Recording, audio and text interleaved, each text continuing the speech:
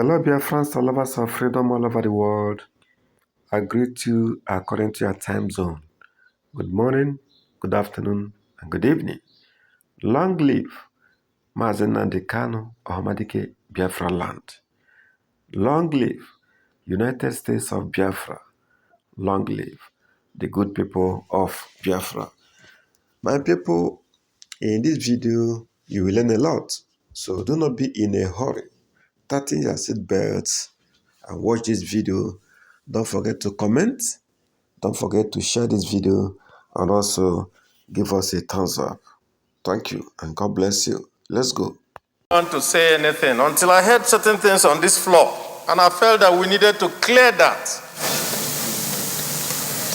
I'm an Igbo man, and our people say that when the traditional healer is making medicine for the eye, that he shouldn't find pepper nearby. Because any pepper that goes into the eye means that that medicine will not work. Mr. President, distinguished colleagues, I want to talk specifically on the matter of whether people were being sent away. No Nigerian is being sent away from anywhere. Criminals are being sent away from the forest where they are. And so, when we now come here and say, some people, after doing this thing and they're sending people away, you send the wrong message out. The message is simple. The police, IG, has told us these are criminal elements coming from outside Nigeria. And what we should ask ourselves is, if somebody is a criminal and he is in the forest, what is he doing inside there? And we want to paper over matters of this nature to please whatever. What we want to say is simple. We either want to solve this problem, and in order to solve the problem, the desideratum is that all criminal elements that are coming into this country from wherever they are must be flushed out. Simply sit up.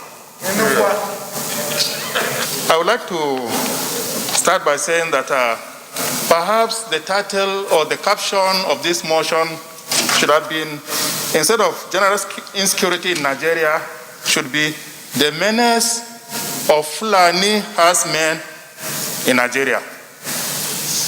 I say so because not quite too long ago, the Sultan of Sokoto, His Eminence, was reported to have said that out of every 10 kidnappers arrested, 7 or 8 are Fulani.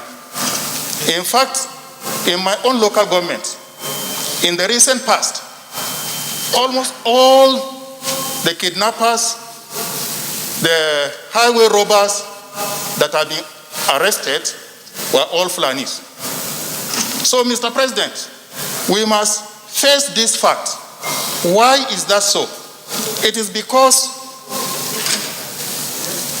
the Fulanis are being encouraged or are being allowed free rein in this country to do whatever they like. I will just tell you one short story. 3 weeks ago, I was informed that some Fulani people were having a conversation. One man is a cattle Fulani or a Fulani herdsman. The other 2 people are town Fulani or Fulani elites.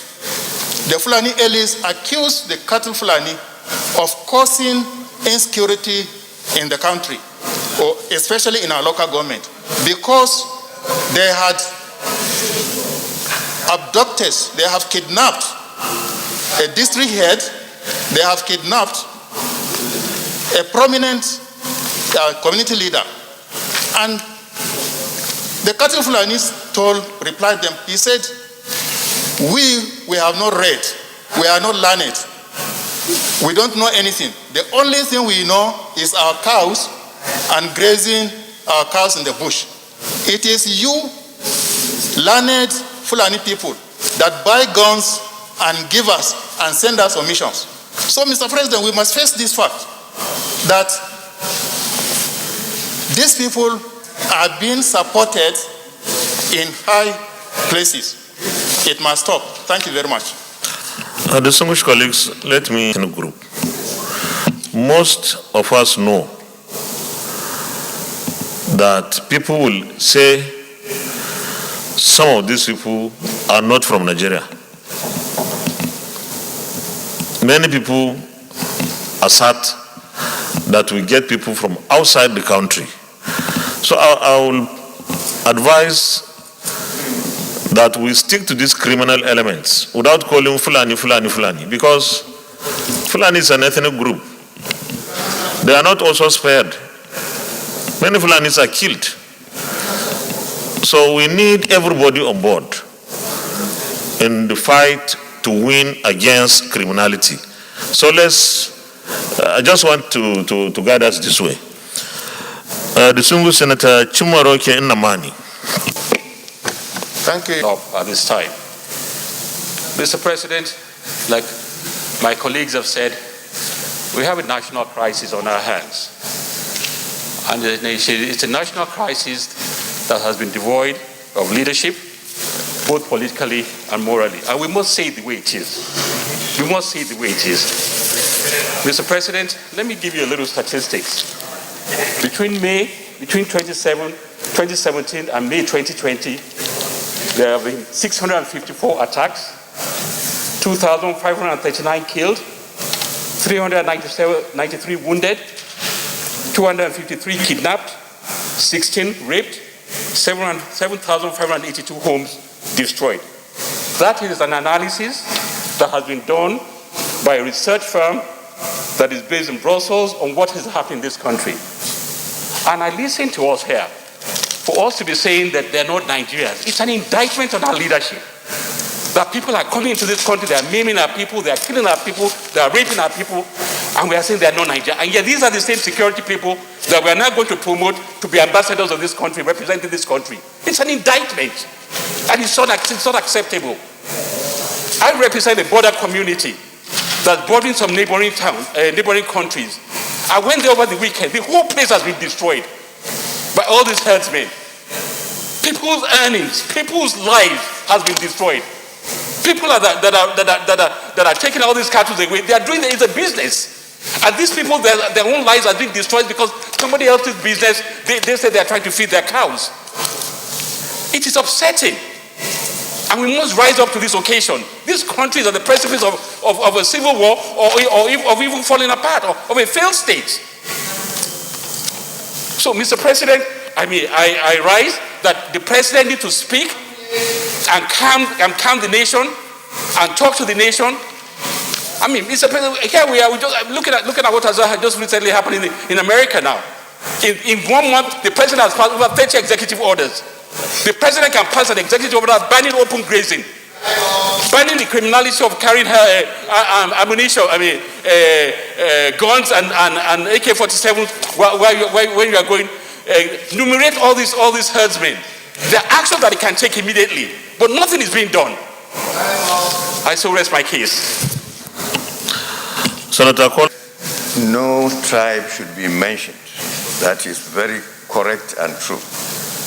I will also agree with the minority leader when he says the issue is national. That is also true. Now, what I'm going to say is that the herders that trespass this country, not all of them are Nigerians. That is absolutely true. My constituency is not on the border, but near the border, just neighboring Yobe State. And every year, herders either driving camels or cows or goats and sheep come across immediately after harvest, and they sack the farmers, they take away their harvest, and if they resist, they kill them. This has been going on for more than 20 years. And I have been raising that issue in my local community, in the Emirate Council. And We have written to the immigration to stop them from coming in and the customs, but nothing had happened. Now they are spread all over Nigeria.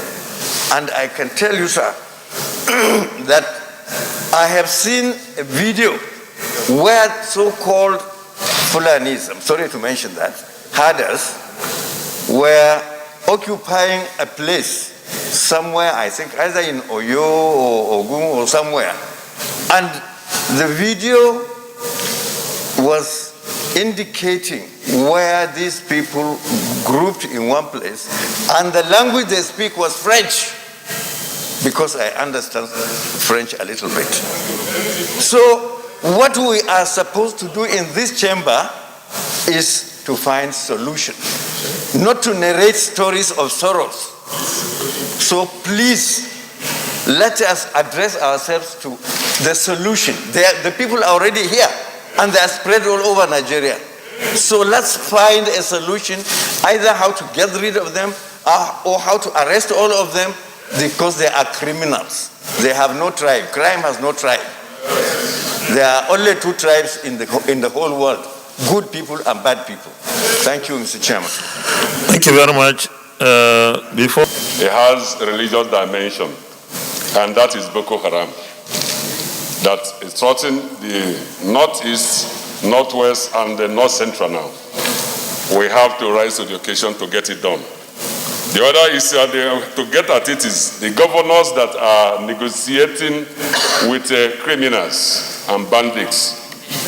We have to look at it seriously and advise against that. They negotiate them, arms them to continue doing more because people will listen to them. The other issue is the other dimension. If there's a farmer header crisis and the solution. You can see the Northerners, especially the Fulanis, fighting tooth and nail to protect their brothers in the forest, the terrorists, the bandits, the herdsmen, and they know that these people are terrorists. Fulani herdsmen is the fourth most dangerous terrorist organization in the world. The bandits is the fifth most dangerous terrorist organization in the world. And now we have the jihadis. A tribe has 4 terrorist organizations in their kitty. And their people in the National Assembly are fighting tooth and nail to protect them. And I say, shame to Igbo senators, shame to Igbo House of Reps, shame to Igbo governors, who, when IPOB is doing ordinary protests with flag, they will condemn them. They will call military to attack them, call the police to attack them, condemn them in its entirety. But look at the Fulani senators, Fulani members of House of Reps, who are protecting their brothers who are bandits, world-recognized terrorists that are protecting them. And Igbos could not protect their innocent brothers who are only asking for one thing: treat us well, treat us the way you treat others, or else let us have our own republic, our own country, our own separate ways. And you are killing them, sending military on them, police, JSS, heavy machinery to attack and kill them. Look at what your counterpart is doing. How will you be proud of yourself?